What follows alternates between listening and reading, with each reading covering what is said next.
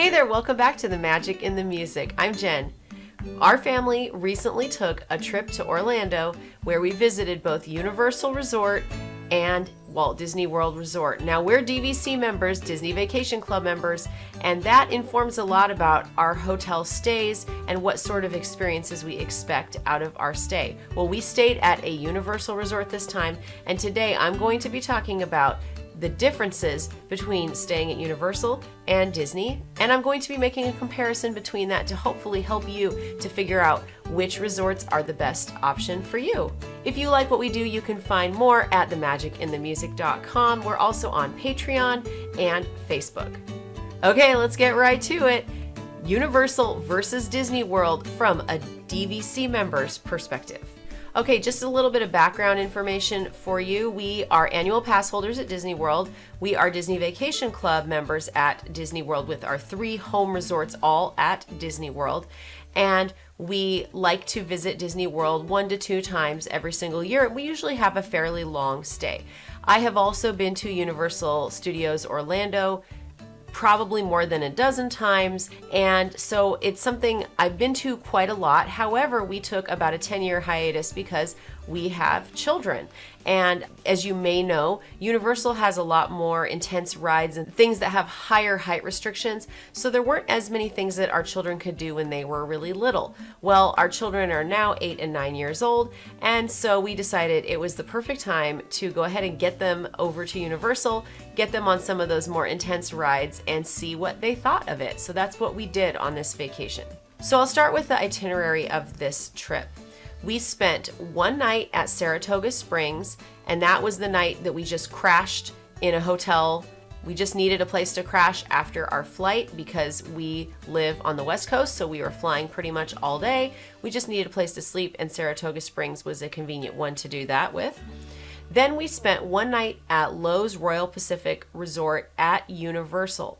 I'm going to be talking about that experience quite a bit in this video. We then spent 4 nights at Disney's Beach Club Resort. Now, we did stay in a 1-bedroom villa, so that is an extra big unit. It is about, usually about 800 square feet on the 1 bedroom. So again, that's not an apples to apples comparison from staying at a Universal hotel. We realize that, and I'm definitely taking that into account.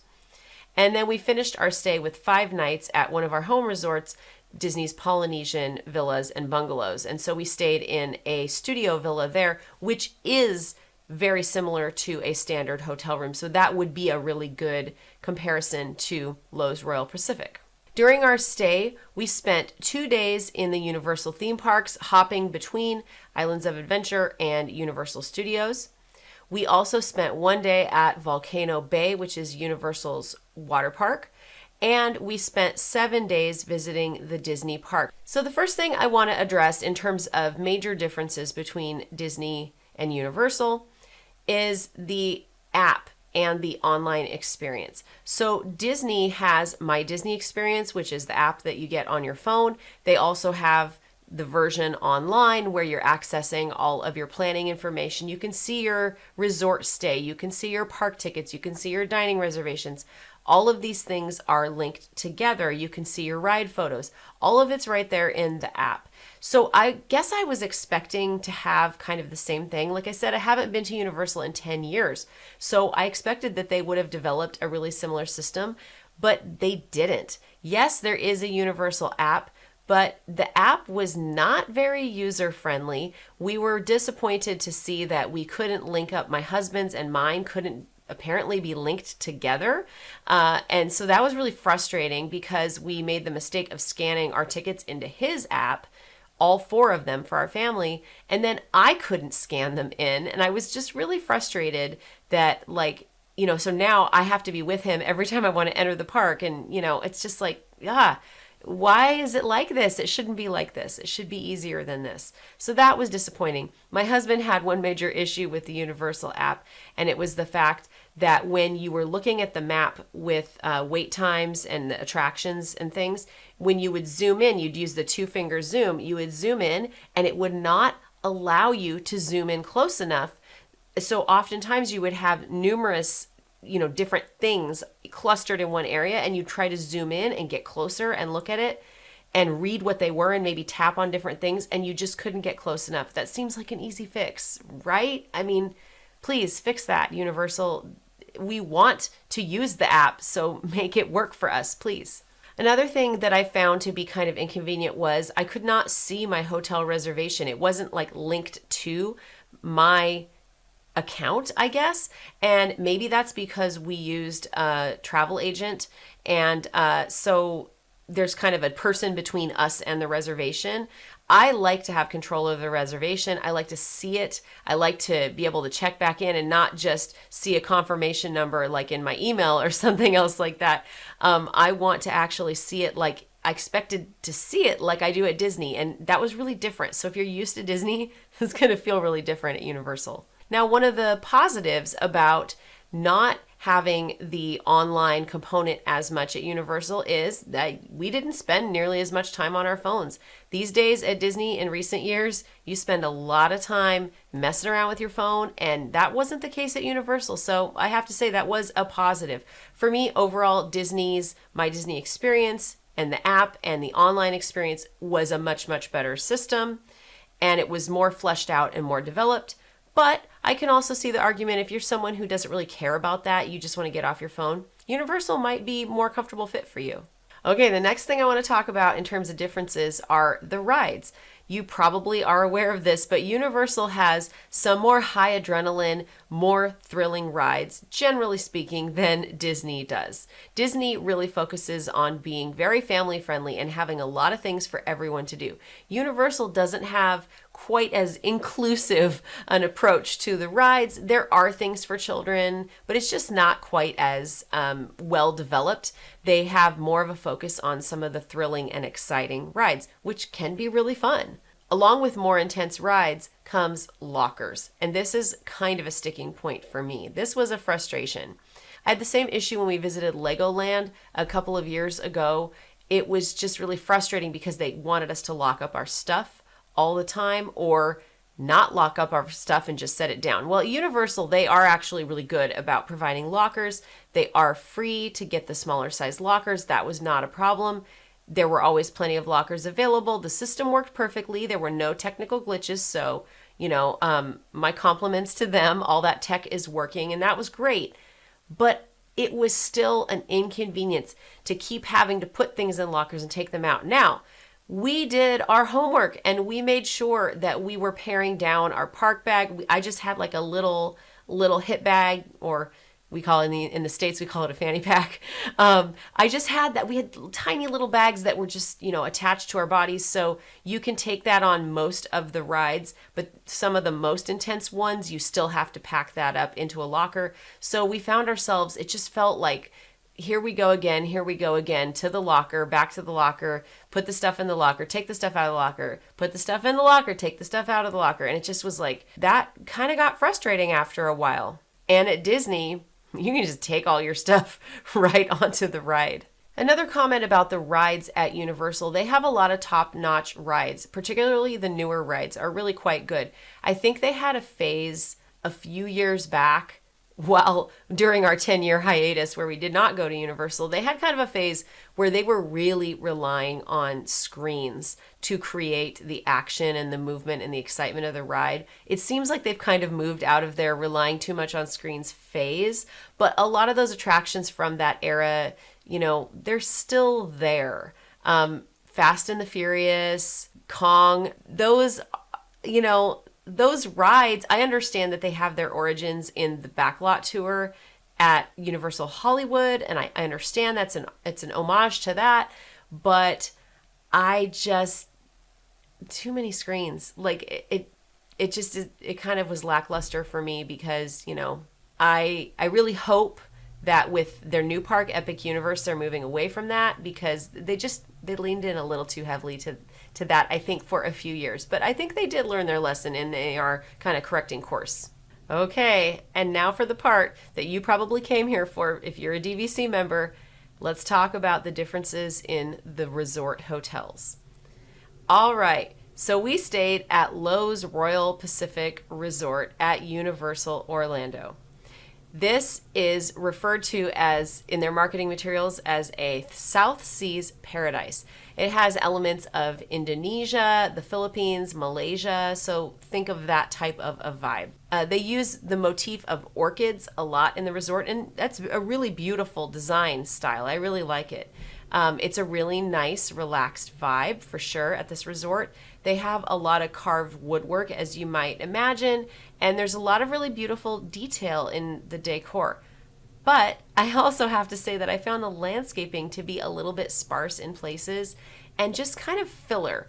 I know they wanted to just fill it in with a lot of foliage, but this is a tropical climate. It's not hard to replicate a different tropical climate. So I felt like, as a gardener myself, I felt like the landscaping was a little lackluster, and it just, a lot of times I would be inside looking out and just see kind of messy, landscaping, and it's like, I don't usually see that at Disney. I feel like they're a little bit more thorough with that. Again, this is a sample size of one experience, and your experience could be really different. And maybe at the different resorts, you're going to have a really different experience. But that was my experience at Royal Pacific. Now, moving on to a category where this resort really did shine was the location and the convenience factor. The location is really, really good for Royal Pacific. It is a lot like staying at Boardwalk or Beach Club at Disney, I would say, in terms of access to the parks. It's really convenient. We walked every time we went into the parks, and I really liked the ability to walk in and out of City Walk. That's kind of the gateway into both of the parks at Universal. So we could do it at our convenience, and it didn't take very long, probably only 5-7 minutes. It was pretty short, but it was quite hot, so that was a hot walk. Parking was really easy. We did have a rental car for this trip, and parking was very easy and convenient and close to the entrance, so that I really liked a lot. I had no problem finding a place to park, so that was great. I did have to pay for parking, though. I paid $28 for a 24-hour period of parking. I'm actually not sure if they charged us for 2 days of parking or just one, but either way, we did have to pay at least one parking fee. That's something that we don't have to do at Disney World. Now let's talk about the hotel room itself. The room was very pretty, and the size was adequate for our family. It was a pretty standard hotel room by most metrics. We had 2 queen beds, a small coffee maker, and a mini refrigerator. There was no balcony, so there was no additional outdoor space, and that felt really different from a DVC room. Almost every Disney Vacation Club resort has balconies off the rooms, and so that helps extend your usable space outdoors. There was no outdoor space with this room. And, on the one hand, I don't really care because we don't usually go out there. But on the other hand, one of the things that's so fun at Disney is to go outside on the balcony of your DVC room or your patio and maybe watch fireworks or see the sights and sounds. I think of being at Grand Californian and stepping out on the balcony and looking out at California Adventure and seeing all the action and motion and colors and lights and all the things going on, or being at Polynesian and seeing the fireworks. There's so much action and activity, and there's a vibe from being connected to what's outside the hotel. At Universal, you're locked in the hotel. You're just in there, and it's just window, nothing else. So at least at Royal Pacific, it was just like a window. There were no balconies at all. So I didn't have this sense of connection to the theme parks, this sense of drawing me in. I would love to have had a balcony, and if I were lucky enough to have a view toward the theme parks, that would have been really great. But we didn't have that. It just kind of felt disconnected. Something that I really liked about this room is that it had really, really tall ceilings. That's something that Disney Vacation Club villas typically don't have unless you're in a grand villa or something. So that actually was a real plus, and it made the room feel more grand. And I don't know if it was because we were on the ground floor or if all the rooms were that way, but that really was nice. Now, we got kind of unlucky with this room location, in my opinion. We were on the ground floor, and we were at the very, very end of the hallway, all the way down the very last room before you go out the exit or the stairwell. Now, maybe they thought they were doing us a favor by putting us where we could walk outside and go to the pool. Yes, it would have been close to the pool, but we were only staying one night and we didn't swim at all. We were there to spend our time in the parks using Unlimited Express Pass. And I'm going to talk about this later, but that is one of the biggest reasons, the biggest reason to stay at the top three Universal resorts, those top tier resorts, because you get to access to Unlimited Express Pass by staying there. So we weren't interested in using the pool. The pool is fine. It's nice. It's fine. It's completely adequate, but it wasn't something that was a big enough draw to get us out there and spending our valuable park touring time at the pool. So we didn't love the location. It was kind of a little bit, again, lackluster. We didn't have much of a view. Our view was just sort of like some bushes in front of our window, and that was it. Now, I actually have stayed at Royal Pacific once before. It had only been open about 1 month, and I visited with some family from Florida, and I know they got a great price because they were Florida residents, and it was brand new, and we had a much better room location. We were not on the ground floor like this, and we had like a little bit of an issue with our room. We had ants, and again, I know things are going to happen, especially a brand new resort. They haven't kind of worked out all the kinks yet, so I kind of assumed that this second stay, things would go a whole lot smoother than they did. But, I really was wanting to give this resort another opportunity to kind of wow me. So I'm going to talk about our experience with the room now. So the beds were comfortable. I had no problem with the beds. We slept really well. It was quiet in the room. And, that was all great.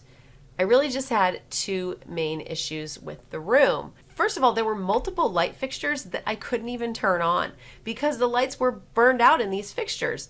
Now, I understand the light in the makeup mirror burning out, and that's fine. That kind of thing's going to happen. But it was like, there was also like a lamp I couldn't even turn on or use. I realized I could have called and they could have sent somebody out to fix it, but we were only there one night. We're not going to take up any of our time waiting for someone to come fix it. And that was just kind of annoying. My other issue with the room was kind of a bigger issue, and it had to do with the towels. When I took a shower, I reached out and grabbed a towel to dry off and unfolded the towel, and it had multiple great big holes in it. Holes on the end and shredded up areas on the towel. It was a terrible towel that should never have made it into a hotel room, let alone a hotel room that is as expensive as the one that we stayed in. And I'm going to go over the price of all of this pretty soon here. I was not impressed. I thought, well, it's a mistake, whatever. These things happen. I'm sure it's the only one. So I reached for another towel to dry off my hair, and I unroll that towel, and it's got holes in it too. And has big a shredded area, and it's damaged. And I'm standing here wrapped in these towels that are like, basically garage towels that you wash your dog with now because they're ruined. And I'm thinking to myself, how much did I pay for this room? This doesn't seem quite right. So that was not great. I was not impressed. Again, I realize these things can happen anywhere. But I'm going to tell you next how much this room was, and I don't think that kind of stuff should be happening for what we paid for this room. Next, I want to address food at this resort. We didn't actually do a lot of dining at this resort because we mostly were just sleeping there. We got some takeaway food from the buffet down on the ground floor for breakfast, and it was good quality food, but it was really quite expensive. We were surprised. We also got some grab-and-go items from the quick service that was on the lobby level. And the assortment of food was good. The prices were fair there. So I actually really liked their little grab and go area in the lobby better than I liked the options for the buffet. We thought that the decor in the lobby was beautiful, relaxing. There was a bar that had been redone since I had been there before, and it was really pretty, but we never got a chance to go in there because it was not open during the time that we were in the lobby. Overall, I felt that the lobby area was a bit of a missed opportunity. There wasn't really a focal point, like a centerpiece. I know that there's this kind of like atrium area in the center that was supposed to be the centerpiece and it has kind of a pond and some different things, but it felt like they weren't really doing anything with it. And again, landscaping was not that exciting. There wasn't a whole lot going on there. It just was a little sparse. It felt like several different areas that were not designed at the same time, were not maybe updated or renovated at the same time. So it just wasn't a cohesive theme or look in that space. All right, let's talk about money and how much we paid for this stay at Universal. So we could have chosen to simply stay at Disney, but we added on this Universal component of our trip. And so I'm going to break down all the costs that were associated with that. First of all, we don't normally rent a car. We normally just go right to Disney and we stay on Disney property. So the cost of getting off Disney property and getting ourselves a vehicle was $562. That was for 12 days. Now, to be fair, we really only went to Universal 3 days, so you could argue I didn't need to rent it for all 12 days, but we ended up finding it convenient to have.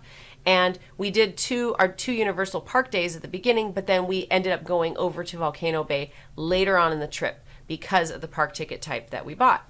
What we wanted were 3-day tickets, but they didn't really have a 3-day ticket option, or it kind of wasn't cost effective.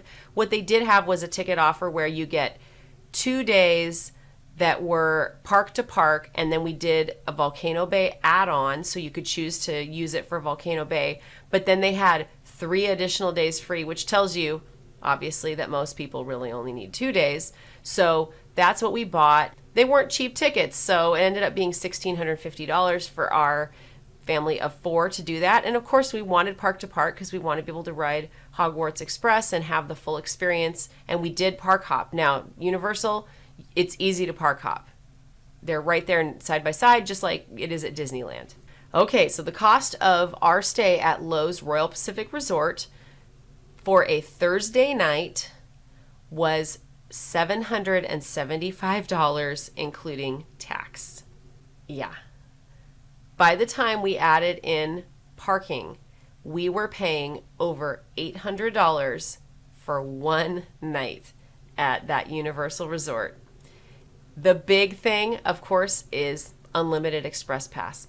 This is the big reason that you would stay at this resort. If you're coming from a Disney perspective, unlimited express pass is a lot like lightning lanes, and you just basically go, kind of up to the front of the line. You still wait usually a few minutes, maybe 10, 15 minutes or whatever, but it's a much, much shorter wait. Well, unlimited express pass is what you can get if you stay at Royal Pacific Resort, Hard Rock Hotel, or Portofino Bay Hotel. So those are kind of their top 3 hotels at Universal in terms of cost. And those ones will get you unlimited express pass for all of the guests in the room for your check-in day and your checkout day, your whole amount of stay all the way through the checkout day. So by booking that one night, we were able to get express pass for 2 days, our check-in day and our checkout day. Now, express pass can be very, very expensive. For a family of 4, we could have easily spent over $100 a day on that express pass. So you can see the savings start to add up where, it might have been a wash to just buy express pass for both days, unlimited express pass for both days versus, paying for the hotel. So you could kind of think of it like you're buying express pass and you get a hotel stay with it. When you start to think about it that way, some of these other weird things about the stay, they kind of make a little bit more sense because most people are there for the express pass. Going back to the cost for a moment, the total for our entire family to go to Universal for 2 park days and then Volcano Bay for 1 day was over $3,000 in addition to the rest of the cost of our vacation. You might say, well, you still have to pay to stay at DVC. Yes, that's true, but we purchased our DVC contracts years ago. So that's not an out-of-pocket expense for us today. That's something that we paid for long ago in the past versus having to pay for that hotel now. So that is a little bit of a difference. If you've already bought DVC, it's done. You got it. You've already got it. Now all you're doing is paying maintenance fees. So there's a pretty big difference there. So Was it worth paying over $3,000 extra for our family to visit Universal Parks for those 3 days? Well, it was very convenient to get into the parks and ride the rides efficiently using Unlimited Express Pass. I can assure you it felt really good to have that Unlimited Express Pass. But Royal Pacific definitely did not feel like a destination in itself.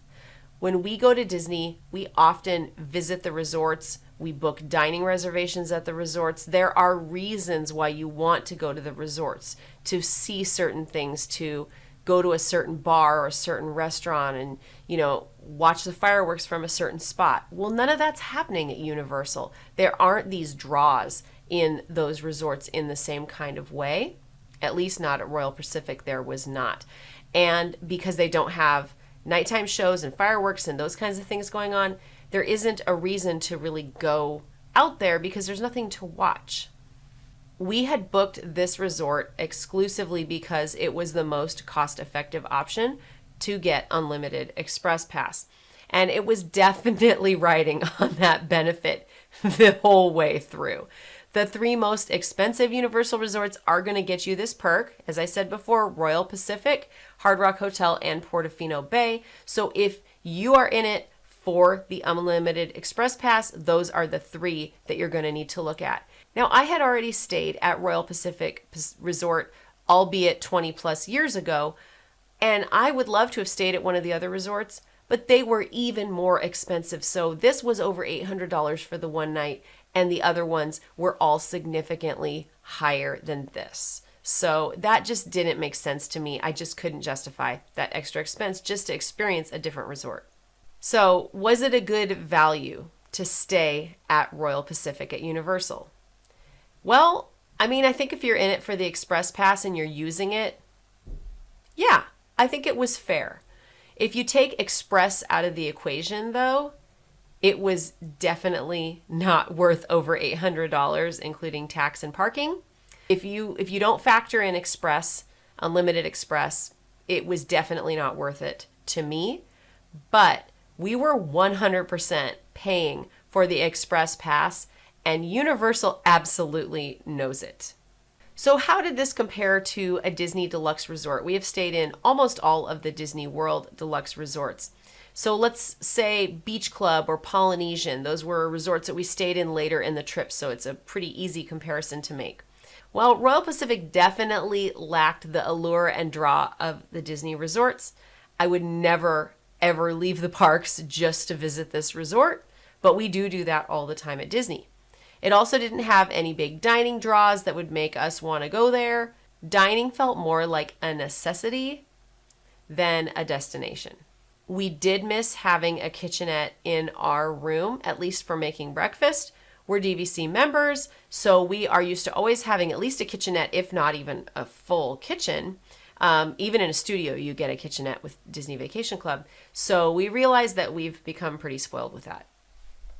In terms of staff, Royal Pacific, the staff was very courteous and friendly. We had no complaints or issues with the staff there.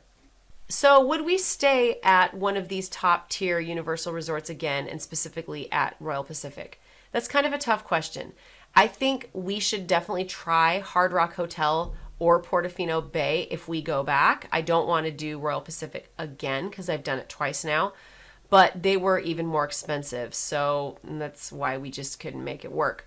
I think if we had a great hotel rate, and maybe if you were a Florida resident and you were eligible for a really good hotel rate, I think it might actually be worth it for you. But at the price we paid, no, I wouldn't do this again. So was it worth the extra $3,000 plus in order to visit Universal? Well, if we had stayed at Disney, we could have continued to use our DVC points, which remember we have already paid for years ago, to stay on property at Disney, and we would have continued to use our annual passes, which we have also already paid for in the past. So none of that would have been an additional out-of-pocket expense for this part of the trip. So, we would have saved a lot of money by doing that.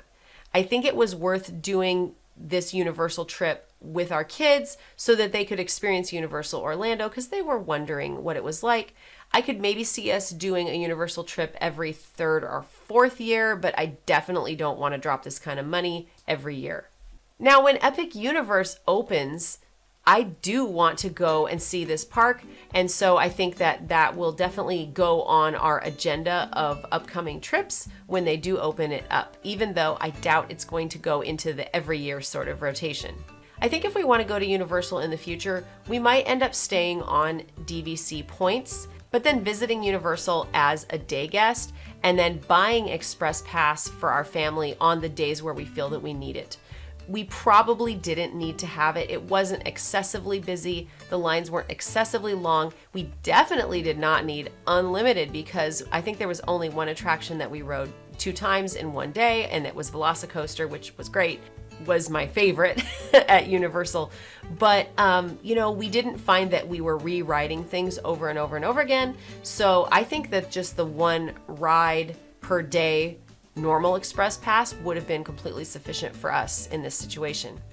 Ultimately, we were glad that we went and we got to see the new additions that we had missed over the past 10 years. We had not seen Diagon Alley yet, and there were some new attractions, and of course Velocicoaster was fantastic, and I highly, highly recommend it. We had a lot of fun at Universal, and you're going to be able to see our adventures in our vlogs, which I'm going to link right up here. We already have one of our vlogs out, and another one of those will be coming out soon. We also have a vlog including our day at Volcano Bay Water Park, and so there's a lot to see and learn about Universal in addition to all the fun Disney stuff that we normally do. So we had a great time at Universal. We always make the most out of any situation that we're in, but I have to admit, when we walked into our beach club villa at Disney, we felt really relieved, and it just felt right. It felt like we were home. So Universal was really, really fun, but for this DVC member, there's no place like home. And my DVC home is at Disney. Hey, if you want to get the most out of your Disney Vacation Club membership, be sure to check out this playlist right over here. We also think you're going to love this video right over here. Thank you so much for joining us today. Have a fantastic day, everybody. Bye-bye.